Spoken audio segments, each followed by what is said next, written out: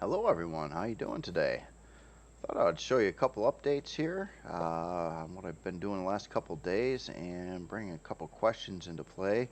One that I had too about blocks and weights. To start with, here's the Skaar tank where I'm at right now. Well, almost. I'll show you another version here in a second.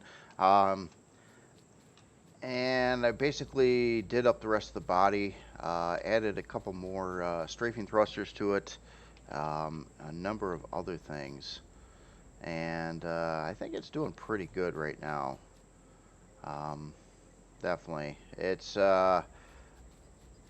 pretty agile for a heavy tank, and obviously you could see an awful lot of thrusters on this thing, so that kind of explains it. As in CPU, it's also sitting pretty good where I want it to be at this point in time. It's at 82,521. Uh, So I got some little flares. I added some little deco thingies on the side and stuff too, but more or less it is fully done up right now. Now I have another version of this tank, which I actually basically I took what I've got here and then started modding it, and I actually like that one better now. So I'll show you that in a second. Um, One other experiment I did was I tried to take the biggest HV I've ever made, the Gigantes MFB or Mobile Fire Base, and I got it to move in A12. Okay, so I got it to move. It does move, not well, but it moves. And as you can see here, I'm turning. Here's my turning speed on it right now. Um, yeah, kind of sucks. And it's slow. It's basically it's kind of a big brick, more or less. I don't know how else to explain it. And even at that, I removed 5 of the harvesters. I removed both multi turrets that were on the back. I took out 3 of the 4 constructors, all the RCS. It is sitting at 106,000 CPU, and this is, keep in mind, without a shield. So yeah, I expected these results. I'm essentially speaking that I'm not going to try to update the blueprint for this one. If anybody ever wanted to use this poor tank, you'd really want to be not using CPU in your play because it's too big, and I got to make too many drastic cuts to try to get this thing even close to compliant, and then it's going to be so slow that I don't know. Poor thing. It's probably the longest build I had on my HV as well, too, simply because it's bigger. And also, the only 2-story HV I ever made. So you got your first floor and then your bottom floor. It's obviously much bigger than most HVs out there. Well, all HVs I made at least. But yeah, it's not gonna really see the light of day in A12, I don't think. There's not really any good, nice possible way to make that happen. So moving on here, I wanted to show you some updates I did to this HV mover. Now this is, I know it doesn't maybe look much more finished than it was before, but it is actually really close to being finished. Short of texturing this landing pad area here. I did get the interior built out. Yeah, whoa. Whoa. I hate that. Let's try this again. Okay. So here is kind of the interior, the cabin area. It's got all the normal bells and whistles, short of a constructor. It does not have a constructor. It does have a warp core. Tax and tags kind of located there. I might move that up so you can see it a little bit better, and maybe redo my little shelving display over here slightly. I was thinking of different block that might be able to do the trick a little bit better. And then you've got armor locker, O2, detector, core, passenger seat, and 32K storage. So I did just one storage controller on it and did it at maximum capacity. Now how I laid out the cargo extensions, actually this row here is also cargo extensions. So actually, yeah, like down in here. is I laid out a big pattern that joins on all edges in case there's any disruption. Say you get a hole through your floor over here or anywhere really, that you won't lose connection to the vast majority of the container extensions. Now, to offset the weight, this side obviously is heavier than this side is. So what I did do is there is about an extra 12 container extensions on this side versus the other side, and that was done intentionally to try to get more weight over to the lighter side of the ship. And I do think this is going to work. I do have to get this in survival and test it yet. I'll probably do that at the same time when I have the tank ready for that as well, just to see how it all works. Now, one oversight on this creation, being Skaar specifically, is it's wide. And what that means is I literally don't have any Skaar creations yet that this can dock to. Whether on a landing pad or in the hangar. This needs a 7 by 13 hangar door. And the Skaar creations I have made to date have 5 by 9 hangar doors, and their landing pads are not wide enough to accommodate this.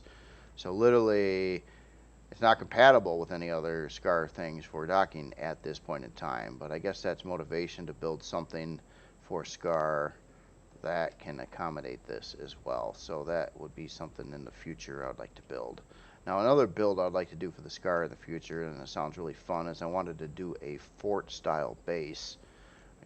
Think old medieval castles with walls, and inside the wall area a lot of open air space, but then some buildings and structures inside of that. So that's an idea I wanted to build at some point for the Skaar as well. Speaking of that, this one over here is a modded version, and this is actually my more up-to-date version of the Skaar tank. I made a few changes on it. I changed the front slightly and got rid of the little bit of bulgy and did some different block work over here. Built these little turret mount things here, raising these turrets up one block row, but I also had to raise the artillery up one block row so it could again shoot over the other turrets. So that's basically what was done on this one, but I actually think the aesthetics are just a little bit better yet. So this is my current running model, I guess you can say, and this one has all the correct turrets on it, so you got the right numbers of minigun, plasma, and rocket turrets on here. Plus, it still has 2 of the multi-tools. If push comes to shove on CPU on this, I could remove one of these.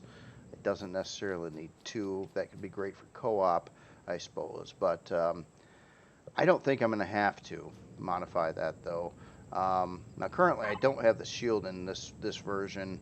But with the shield and the constructor back in place in this, and some RCS, I think 8 RCS, it comes up to about 88,000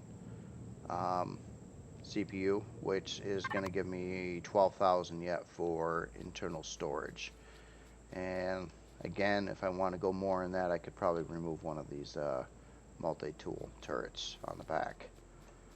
You know what? I never did adjust my time of day here. Let me get that going. So that is where I'm at. Now, there is some, there's a comment in the questions, and I thought it was a really good one. And it was brought up that don't partial blocks, non-full blocks, don't they have less hit points than regular blocks? And yes, that is true. For instance, like this block here is a full block. Combat steel for HV is 400 hit points. Take a look at this little block over here. It's got 225 hit points. Essentially speaking, the smallest block still has half the hit points of a full block. Okay, so like even if I took, I believe the smallest block in the game currently is this little thing here. It still has 203 hit points. So You know, one would think, well, geez, if that's the case, I'm going to just build everything and it's all going to look like Minecraft because I'm going to use full blocks because, you know, they got more hit points and that's more practical in the gameplay. And, you know, it's a valid point. I sure hate to build everything out of just full blocks. You know, this would be like straight out of Minecraft at that point in time. Um, but there is another aspect to consider too. And I set up a little example over here about that. And it's something I wanted to prove myself that, you know, that I knew the answer to. So these are basically cores from HVs. And I removed all the steel blocks that are around there. And the difference is they both have 5 blocks. One's using full blocks, one's using a thin block. The thin blocks here have 250 hit points, the full blocks have 400 hit points. So, how does this look at weight between the two? And that is, whoop, let me hit the right thing. Okay, so looking at the thin block version, it weighs 340 kilograms. If you look at the full block version, it weighs 460 kilograms. So, this was a nice thing and something I wasn't sure on. But yes, also the parcel blocks have less weight to them. So that's important as well. Essentially, all these blocks that don't have full hit points also are not taking up the full weight either. So it really is hand in hand. And I'm glad it's that way because if it wasn't, that would really suck. But so first of all, the worst you're going to get on a thin block, obviously, is half the hit points of a full block, even on that tiny little corner piece I showed you over there. But they also weigh less. So it doesn't really matter, essentially speaking. If you use a lot of these, you're going to lower the weight of your craft, but then you could add more blocks within the same weight to essentially keep the hit points about the same. You just would want to double up those areas more, I think. So don't feel compelled to always use full blocks, although a lot of the aesthetics I do on a lot of creations by digging into block rows and things like that to add in, you know, little things, does weaken those blocks some, but, you know, it also reduces the weight, so you're getting a benefit on that side aspect as well. So it's kind of, you know, take it for what it is. And that's pretty much what I wanted to show you today. Now, I don't have a lot of time today. I got some other things I got to do, but maybe tomorrow or Monday, I'm not sure yet. I want to dive into the interior and start getting the interior of this tank done. And kind of show you what I'm going to try to do with that and how to do the layout. I took out a couple of the parts in here right now, like the shield and the constructor that I had bouncing in there for placeholders to see the CPU on it. Without those, it is running 66,000 CPU currently. But yeah, I got some ideas, and the interior on this one is again going to be kind of semi-asymmetrical. You know, I goals I would like to do on it is I've got the drone hatch and the rear door here. It's going to need, I'm going to do this kind of like the Demos and the Ballista, where there is a firewall, or in other words, another internal wall area coming down somewhere in this vicinity, blocking any, say if you get these doors blasted out or the back doors blasted out, you'd have another level of defense before it would get to the internal cockpit, which is probably going to be more centered somewhere in here. I'm going to try to keep it further back from the front of the tank, and I've got a lot of block room up front here where there's a lot of stuff that could be done. I'm going to put in some more combat steel blocks to start with, and then probably another layer of storage past a few layers of combat steel, and then probably get a lot more combat steel up and throughout the sides here. All these parts are going to be moved yet, so don't think that like I'm going to keep the CPU tier blocks right off the outer edges. I'm not going to do that. Um, and I'm trying to make it as tough and safe as possible, even without a shield on. Um, I mean, no one likes to take damage to the creation, so more than likely you're going to be attacking when your shield when your shield is active, and pulling back when your shield is drained, so you don't take the damage. But you know, things happen, and I want it to be as tough as possible on the inside. As in maneuverability on the tank. Let me show you that. Now this one, they both move the same. They both have the same thrusters, and the block work I did was hardly anything really. Um, as opposed to weight, slightly more heavy on the other one, I think, slightly. But as in how this thing works, well, the excessive amount of strafing thrusters really do good for this, because it has really good strafing, and the turning's not bad, strafing's good. This has 8 RCS currently in it as well, and it kind of works like the other things where you can kind of pull up on it and literally climb the worst slopes you can probably find with ease, and that is cool.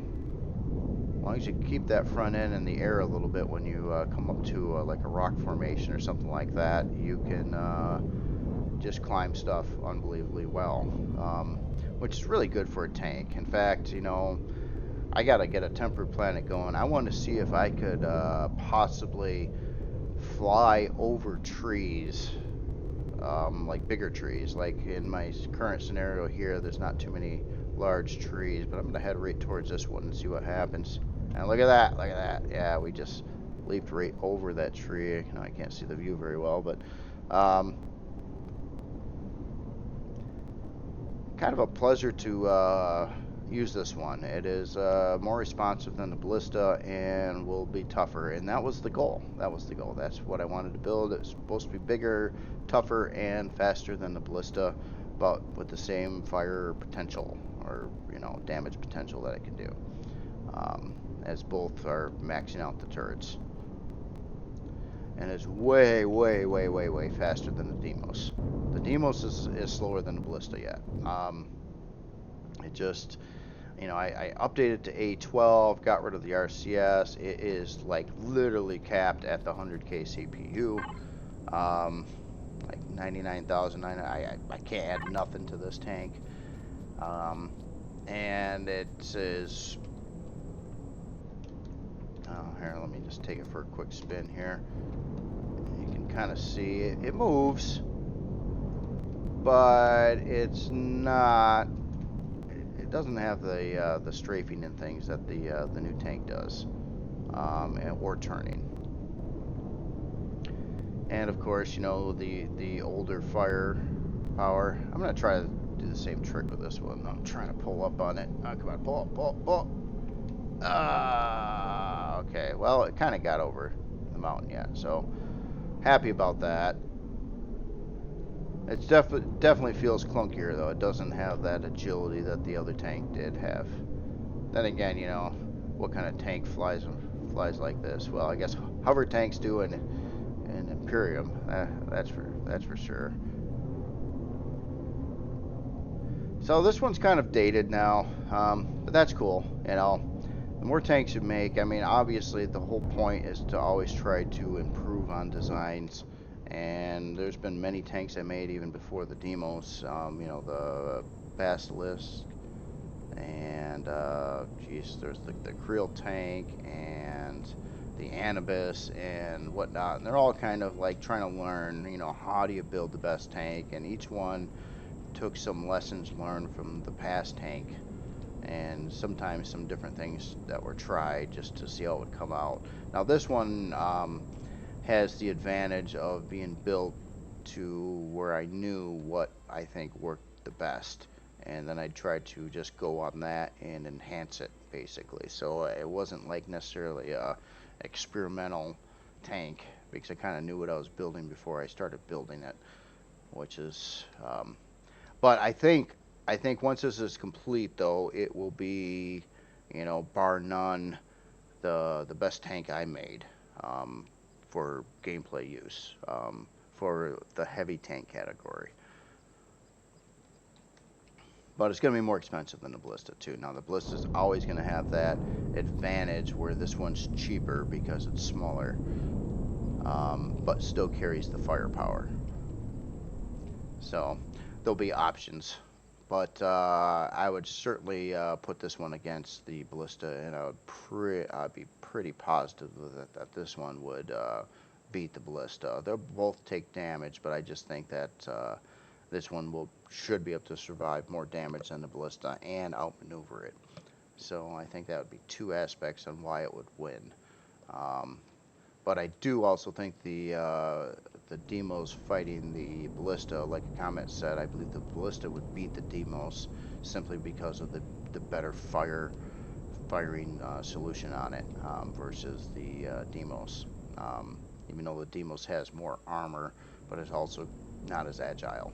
So trade-offs all over the place on there. But yeah, this is good to know too. So when you're building stuff, you know, don't feel compelled to use full blocks. Understand that using half blocks will only, or even the tiniest of blocks will still have at least 50% of the hit points of a full block, but also in regards weigh that much less as well. So you might have more blocks on your creation, but it's not going to be heavier. And by having more blocks on the creation, you'll make up for the loss of hit points that you've got by not using full blocks. If that makes any sense at all. So, anyway, yes, and yeah, this thing over here too, I plan on releasing this Sunday. I'm going to do a survival test on it prior to that, and once I do that survival test and confirm that it works, and I do believe it's going to work. I don't think I'm going to have a big issue with the survival test. I hope not. And then I'll finish off this, add a couple more sensors and things in here, and this will be pretty good to go. But it's kind of out of place. I hate releasing this before the tank, and having a creation that can land this in the faction. But it is for a challenge of asymmetrical design, and it needs to come out first. So this weekend I plan on releasing this. Following weekend the tank, and then I got to get in the tower and this other general purpose HV with a lot of storage, just T2 here. I did obviously I got this finished off on the inside too. It's not terribly elaborate, really cramped space in here, but it's got all the function and decent amount of storage, harvest storage, enough ammo for it only has 2 turrets on it. Now on something like this too, I mean honestly, it could probably really stand, well, okay, this is a cargo runner. Maybe I'll just build something different for it, but it was brought up that, you know, it would be really nice to have a nice utility HV that was, you know, set up for salvaging, and something like this could work for that. Say if the main cargo bay was instead a salvage bay, and at least one of these 2 turrets here were a multi-tool. So that would be easy to reconfigure on for the player as well, but I think I'll probably make a more specific HV for that purpose as well. Probably again for the Skaar faction. I don't think I necessarily have any HVs for any factions that really do that much. A little bit on, I made a human Ravager, but I don't necessarily think I set that one up properly with where I got the turrets for the multi-tools. Another lesson learned. But you know, the more you build, the more you learn, and especially when you take something out into survival gameplay and test it against tough stuff, then the truth comes out, you know. And my theory always is I try to make things look as good as I can, but I also typically more cases than not also try to make them very useful in game. You know, like if I was playing a game, what would I spawn in? you know, that I would want to use. And, you know, sometimes these really cheap creations that are just practical are usually what I would steer for. Um, so like that MCRN miner, the T1. I mean, that's practical, it's cheap, and it mines. Well, it did. I gotta check it out in A12 to see how it's balancing again and things like that. That's another thing I'll bring up when I do the survival test on weights and volumes and all this stuff. Is I'll bring that into and take a look at how it's actually performing this day and time. You know, with all the changes and stuff since a lot of this stuff was made, things act different than they might have at one point in time. So you never know what to exactly expect. But, well, anyway, you all have yourself a good day. I might have a video tomorrow on doing the interior of the tank, or it might be Monday. I'm not sure yet. I guess it depends how much time I get and how ambitious I am before now and then. All right. Well, you all have a good day. See you later.